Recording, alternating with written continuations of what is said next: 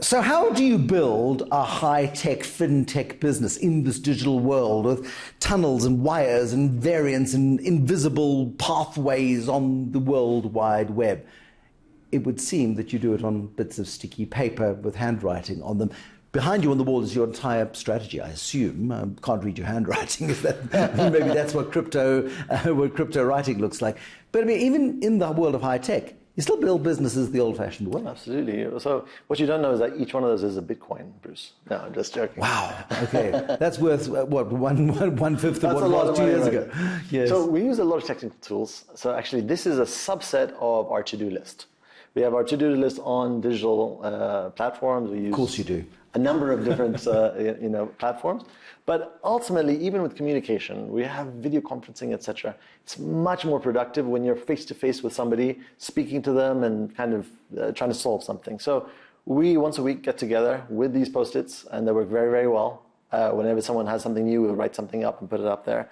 But that's a subset, as I said, and it works very well, so why change it? It's very comforting. It is actually very comforting. I mean, chatting to Kim Reed, the chief executive of Takealot.com recently, showed me a video, and behind him also huge number of Post-its. It's a big thing in the tech world, these Post-its, you know?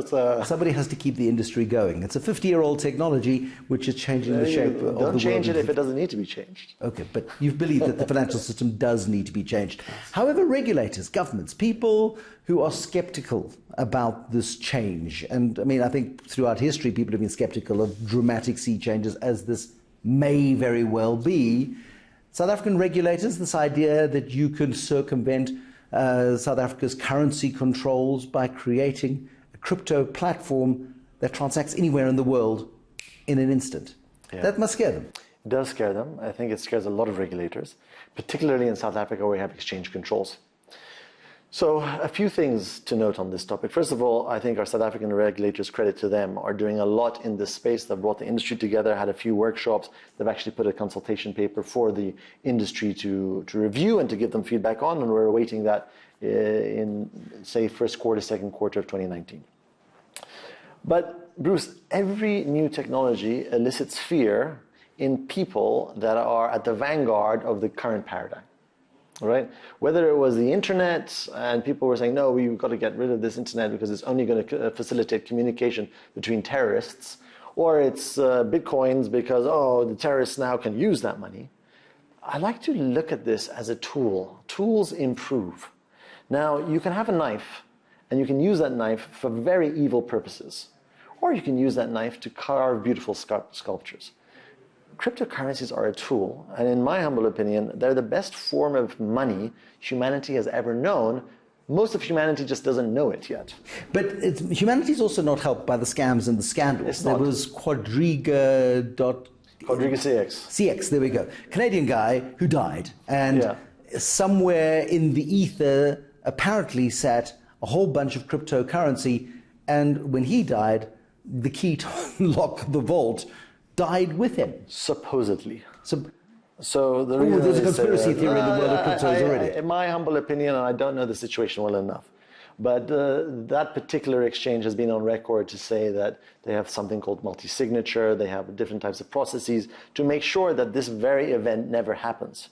So the fact that... Okay, so Quadriga itself is not a scam, but the information around the death of the individual and his dying with the codes may be the scam. Well, Quadriga and the founders are all kind of one and the same, the way I see it. So I don't want to speak too much about them because I don't know the facts, but there are many things called exit scams in this industry where people promise you something, and because most people don't really know what this stuff is about, they get, excited about what this promise is, and then they start giving tons of money in the hope of getting rich quick. People go, take the money, exit scam. And again, in a new tech, in a hyped up tech, in an environment where at the beginning of December 2017, Bitcoins were trading at $4,000 a piece and hit $20,000 by Christmas, that is an ideal feeding frenzy environment for scams to tap into. You know, the strange thing is that people get so excited when the price is all the way at the top, and that's when they start buying. People only buy pounds at 25 to the pound and then sell them when it hits 17 or 18. I mean, that's human nature, That's right? true. So, but now that it's come all the way down, people have just dismissed this. My view is that around now is not a bad time to actually understand the technology, if you believe in it, to actually get into the technology and the cryptocurrency world. That's why we built Valor.com. When I tell people that I'm coming to see you and they all go, oh, crypto, scam, you're immediately written off as crackpot science. So to do well in the world, Bruce, you need to have a view, you need to bet against consensus, and that view needs to be correct. The reason I am so excited about Valor right now is that consensus is against crypto for the most part. My view and my opinion is very much still that this is the future and that humanity will come around to it. I'm very excited to take that bet. That's why we've actually built Valor. How can you be sure that you're right, though? You can never be sure. You can never be sure. That's the beauty of life.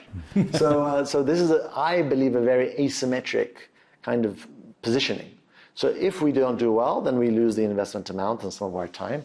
If we do well, we have the possibility to change the world. And possibly 5 years, 10 years from now, none of the 1,000 Bitcoin, the 1,000 cryptocurrencies that exist may exist. They may take a different form. I agree with that. What underpins this is this thing called blockchain, which is another conversation altogether. Yes. But this mechanism of cross-border transacting that scares the living daylights out of most of us. Yeah, absolutely. So, Bruce, I want to pick up on that last point, which is the concept of nation states and national borders are really something, a figment of our imagination. Nobody has any clue right now who drew that line between ourselves and Zimbabwe, for example. I mean, there were some Europeans in some conference a couple of hundred years ago, 150 years ago or so. Now, we're stuck on those borders that divide us. And they also infiltrate our financial system, where we're also stuck with the South African coin and the Zimbabwe coin, etc. But thank God, but we don't have a Johannesburg coin and a Cape Town coin and a Durban coin, that whenever you, on your way back today, land in Cape Town, that you have to give your Johannesburg coin for your Cape Town coin. And pay 2% for the privilege. 2% for that. So take that up a step. This whole concept of a nation state is an arbitrary division that we've created for ourselves. Cryptocurrency is the first financial product that really doesn't have a home in any nation. Its home is the world. The world is becoming one. Cryptocurrencies are pushing us in that direction. I think that if people haven't recognized that, they will do so soon. And I would really recommend viewers not to dismiss this, but actually to understand it themselves. If they dismiss it after they've understood it themselves, no problem. But don't listen to other people, or even myself for that matter. Try to understand it. Look for some golds, no pun intended there. And if you see it, embrace it.